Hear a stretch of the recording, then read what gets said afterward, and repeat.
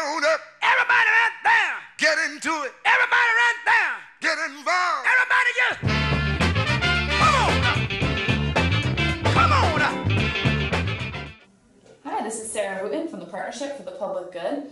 I'm here today with Matthew Newton, who bought and fixed up a historic home in the Hamlin Park neighborhood through the city's Homesteading program. Thanks for being here with us today. My pleasure. So Matthew, you bought the house through the Homesteading program for $1 and spent a lot of time and money fixing it up. Can you tell us a little bit about that process and what got you interested in knowing about this program in the first place? It was amazing. Very glad I did it. I heard about it through a friend and then saw the list of homestead eligible houses online, and there was a house on there that is now on the local, state, and national historic register, which I got for $1. And it's been amazing. I mean, a long, arduous process, working every afternoon, every weekend for 5 years. But it's been amazing, and it's been hugely beneficial for me and my friends and neighbors, I believe. I mean, I've learned skills that I can now transfer to any of my friends' houses. My neighbors have learned skills like that, and I think there should be more homestead eligible houses. People, I think, here you got a house for $1. Some people think the city is giving away houses.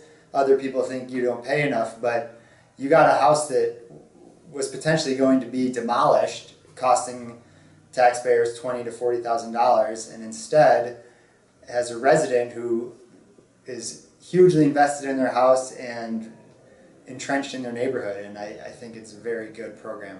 Right. And so another part of the homesteading program is that you can potentially buy a lot adjacent to your house for $1. And it sounds like you've been trying to do that for years. Can you tell us about what that process has been like for you? Yeah, definitely very frustrating with the city. I wish from day one I had gotten a real estate attorney. I wish I had gotten everything in writing or either recorded, because I was definitely misled by the city. And I think it's a shame. I wish there was more of a community-driven development or even community-owned development where people, I wish our community owned their own development company or something where the city would treat us with more respect or give us, give us more ownership over the land. Instead, it seems like cards are stacked against us and for a developer of the city's choosing. And often those developments are very simple cookie-cutter houses that don't actually, in my opinion, add anything, and in my opinion, detract from the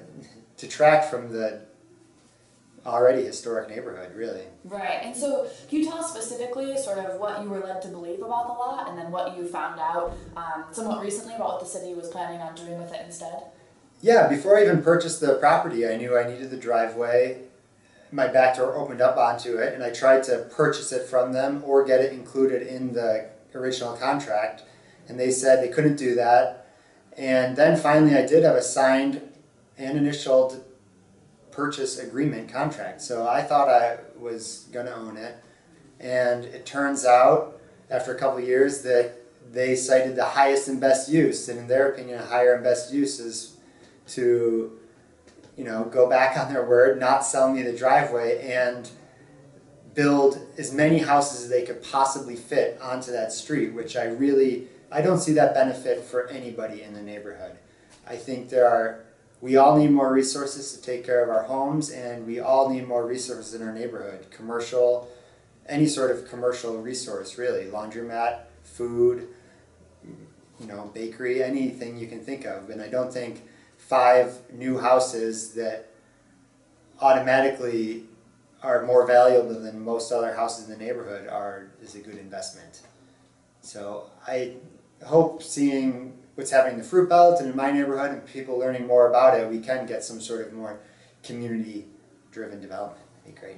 So just to paraphrase, you had the contract and were under the impression that you had already purchased the lot, and then you found out from the city that in fact they were giving it to someone else to make this part of a larger project for $100,000 homes, correct? Right. I've been mowing it. I planted some trees. I've been taking care of it for 2 years because I did have a signed purchase agreement that it was out of my hands at that point. the only thing that had to happen was that it was going to be approved by the mayor, and that it turns out it never happened. And meanwhile, they were figuring out another development for the neighborhood that is through an agency that's supposed to be about removing blight. And sometimes I fear that it's more about removing the people who are suffering from blight rather than the factors that are contributing to living in a situation like that. So yeah, to hear about them planning a development behind our backs with money that was meant for